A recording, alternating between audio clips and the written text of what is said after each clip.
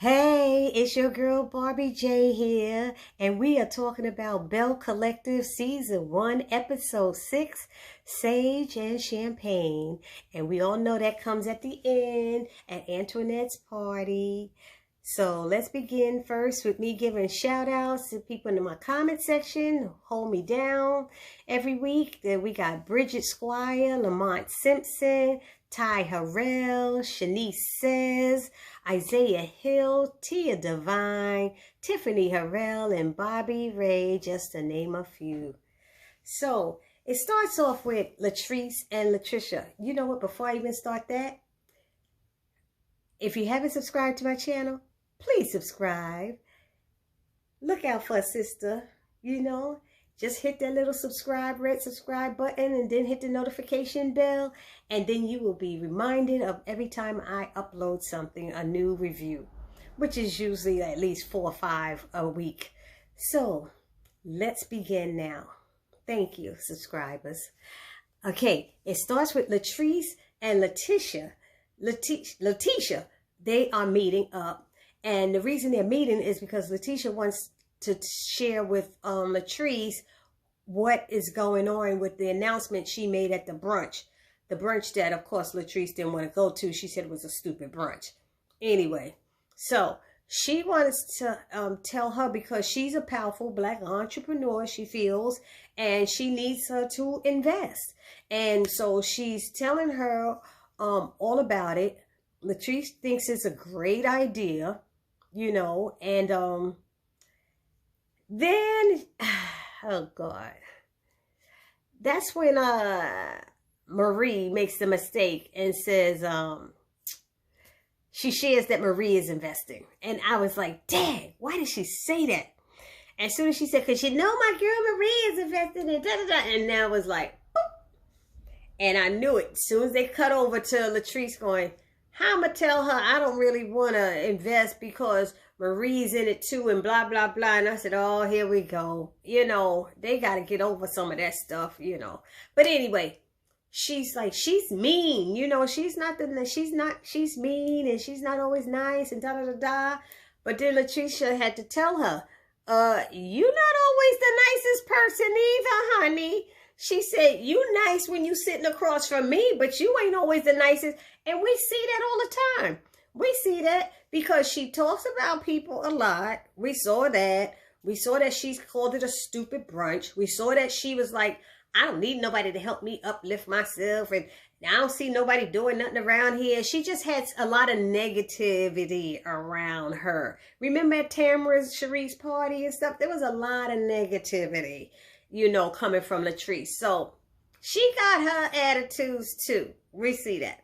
Anyway, so we go to Tamara Cherie now, and she's visiting her doctor. Was that Dr. Perry or whoever he is? And he's her fertility specialist. Oh, Lord, tongue-tied. And we know that she had this problem with the fibroids, and she's learning now. Oh, what we learned about her now is that she's 40 years old. So she don't have a lot of time to be waiting around to be having no baby. She need to hurry it up.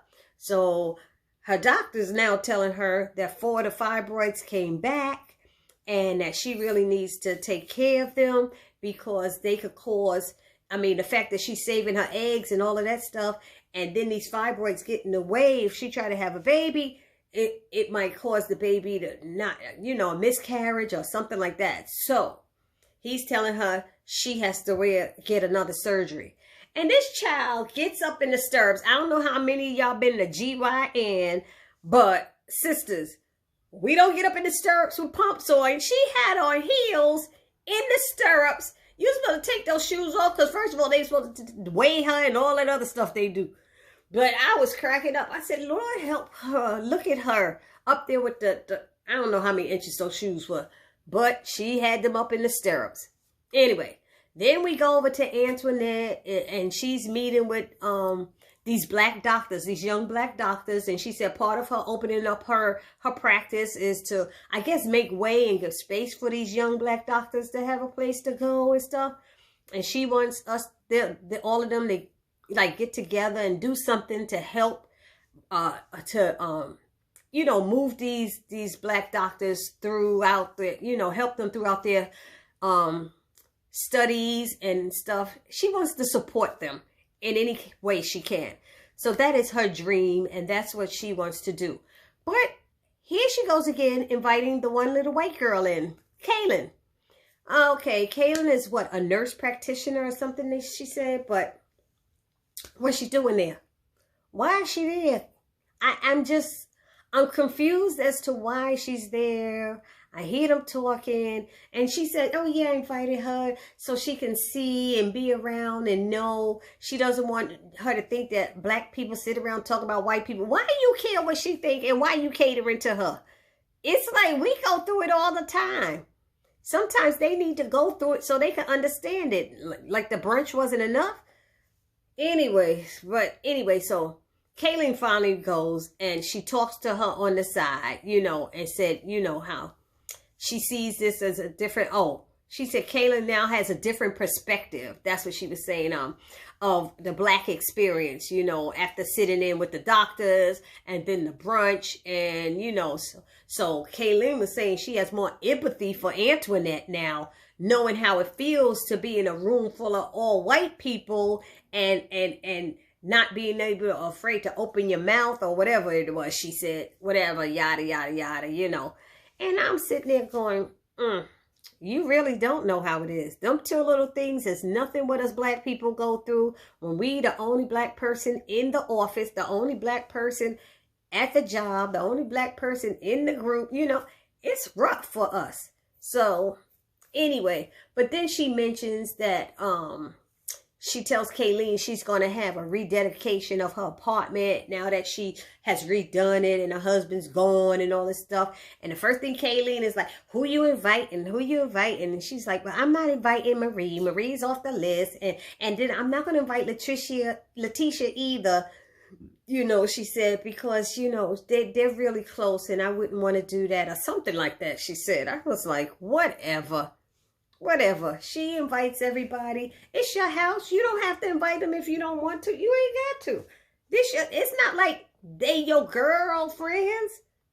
Mel is your girlfriend. And what's the other one? Latrice. That's who you got to worry about. Anyway, so they move on and it's Latrice. And she comes in the house and it's her, what is it, her 50th wedding anniversary or something like that? And Cliff comes with her with a bag with a rose in it and a bag of flour. He said, you wanted some flowers. She was like, don't play with me. And she caught an attitude real quick. I think she said he always missing their wedding anniversary, but this time he said it'd be about her. So anyway, he was dressed up. He said, let me get dressed. He blindfolded her, put her in the cart, the golf cart. I guess they got a lot of property because they always on that golf cart. And he took her all the way out to some area, took off the blindfold, and there was a table, you know, set with food and decoration, and lights were all around, and a big love sign, a big LOVE, you know, love sign lit up in the middle of their property. It was so nice. It was really nice. And who else was there? Was there anybody playing music? I don't think that, maybe there was or wasn't. I can't remember if somebody was playing music or not.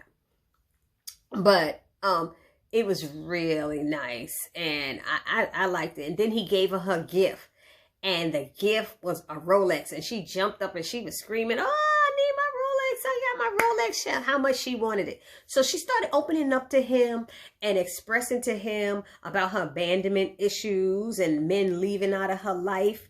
And she states that there was something he said once about getting another woman, or he can get another woman if he want, or something like that. And he got so upset about it and got nasty and started swearing. And I was like, damn, Cliff, it's your wedding anniversary. We can do this later. But you could see she was pouring out her heart and trying to express something. And he just, you know, men, why do y'all do that sometimes? You got to get in touch with your feminine side, Cliff. You need to read Essence. She need to get him a copy, a year subscription to Essence magazine, so he could get in touch with his feminine side or something. Anyway, so he went and jumps in the golf cart, get mad and yelling, and drove off and left her. And the first thing she's doing is, here it is again, that abandonment. She felt abandoned by him. I said, damn, really, Cliff? It was just so, I didn't feel I had to go there. But he took it there. Y'all let me know down in the comment section. I didn't think it needed to go there. They could have worked it out, but he took it there, and that's how their anniversary ended.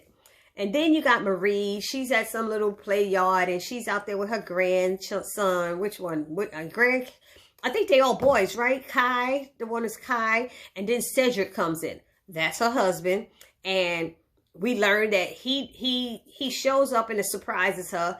But she finds out that she tells us that they haven't been talking much for a while now. They're not, communicating. He's not coming home and stuff. So we know that infidelity is going on all over again. That's probably what's happening and stuff. And she's like trying to figure out how he knows. She said, how'd you know? And come to find out, the son, Jerry, what's his name? Jerry's or something, whatever. He told him that they were there. And then he comes in, the son, Jerez, he comes in with the other grandchild, another one, KP, because he got 3. So there was 2 of them there. And they're inside their little play area playing, and they talk, and she's thanking him for, coming to the family therapy session, and he's discussing how, things seem to be getting a little bit better between them because of the therapy, and he's glad, and she's glad too. So they're happy about that. And I think that's when she told him basically that she's building a $1 million empire here. And for him to get anything from it, that he has to graduate with a degree from college. She said, because what I'm building for you, you the next in line. And I swear her husband was overhearing it, but look, his ass don't come home. So why she care what he think? Right? Okay. So, then we learned that Marie hasn't been having a good day. She has lupus and was diagnosed back in 2016. So, lupus is that disease that attacks your immune system and messes with your limbs sometimes. And she shared with us that she takes about 13 pills a day to control it. And it just wasn't a good day for her. So I guess this disease is why she's telling her son she wants him, Drez, to get his degree, because if anything happens, he's going to have to run the family business. And she's counting on him, to keep building what she started. Then we show Antoinette is at her rededication party, in her apartment. Or is it a house? It might be a house. From the front of it, it looked like it might have been a house.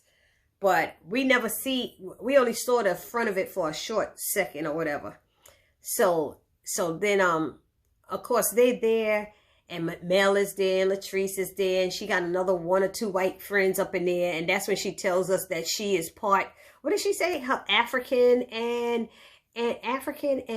Native American. She said they might not know, because we know her dad is African because we seen him over the phone. But anyway,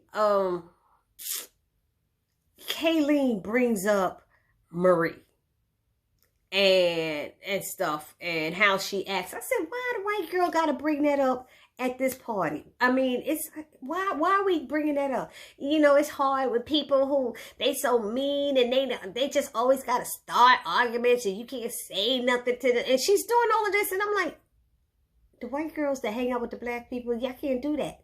You shouldn't do that. Don't do that. You never know, because see, when she went there and talking about these brunches and stuff, Tambra had to jump in and said, hold up, wait a minute. Hold up, wait a minute. I've been doing these brunches for 5 years, hosting them, and we ain't never had no problem like this. She should have said we ain't never had no problem till you got there. But she didn't say that, but I thought she should. Anyway, so she said they never had no problems like this, and she defended. She said, I don't have a problem defending Letitia and Marie because I know how they are. And obviously, it could be that when they get together, it's just an issue, So she said, she was saying we as black women, we need to really stick together. And even though Marie and Latrice don't get along, she still feels that they could move forward and should move forward with this Ferris Street thing, and keep things moving. Anyway, so then Antoinette is like, ugh, like, I don't want to talk about this. Well, your girl brought it up. Your girl brought it up. And Kaylon seemed like she gonna be a little issue. She brought that stuff up. Anyway, and the fact that she could bring it up so much seems like she might have a little racism in her herself. I don't care what you say. I just feel like there's a little something that she might have been holding back, but she might feel she better than people. It's just like, leave it alone. If the black ladies ain't bringing it up, if the sisters ain't talking about it, you shouldn't be talking about it. Don't be the first one to bring it up. Matter of fact, don't even interject and say, word, right, when they do talk about it. You keep your mouth shut. Like we do. Anyway, so Antoinette, she gets the sage. They were drinking champagne and everything. And she tells the history of the sage and burning and cleansing the apartment and stuff. So she gives everybody a roll of sage. That's where the title comes from, y'all. Sage and champagne. And they all a little tipsy and they lighten up the stuff. And they got so much smoke in the doggone house that the alarm goes off and stuff. But did anybody notice her bed? Didn't Antoinette's bed look small? I swear it was like a full-size bed. You was a grown woman. What you doing with a full-size bed? It looks so small. And the reason we find out is because while they burning it, what's her name? Latrice is like, oh no, let's get to her bedroom. We gonna burn it because you had to, what did she say? She said you had to set the attentions for her and her space. So they were setting the attentions for her space. So she said her intention for her was to get a big old black man with a big mandingo and all of this stuff. And she trying to smoke in her lingerie and stuff. She was like, and Antoinette was just, she fell on the floor laughing. She's like, Latrice is crazy. That's my girl. She was like, and they get along. I guess they get along in their ways the way Marie and Latricia gets away. Get along. Lord help me. Anyway, so they're burning the sage. The smoke alarm is going off. Everybody's tipsy up in there. It was so much fun, and I've seen that done. People tell me to do that in my house when I first moved in. So I understand that ritual that people do. So then the story ends, the episode ends with Cliff coming home. Cliff comes home and there's somebody playing the saxophone, and the lady telling him to follow the rose petals, and he follows them out to the back, and Latrice is sitting there and with a table set and stuff, and she wanted to apologize. She wanted to apologize for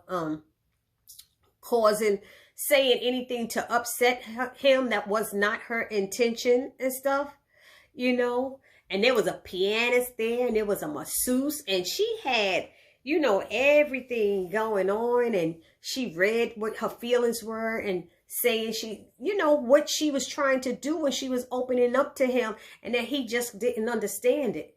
And she said, I wasn't trying to say you cheated on me. I wasn't trying to say that. It's like she had to go through so much for this old dude. I'm sorry. Yes, that's your husband. But his reaction to what she was saying, you had to see she was opening up. And then you just turned into it. Come on. Come on. It just wasn't necessary. But she went through all of this, get him a massage. And then when she did the read with her feelings and stuff, and he's like, yeah, but you shouldn't have had that, because the thing is, I said, what? No, just say, okay, honey, I accept, baby, thank you, love, whatever, let's do that, but she went through all of that, getting him the masseuse, the sax player, the pianist, everything. And she talked and she shared again about everybody leaving her, and she has abandonment issues, and her eyes was all teared up and stuff.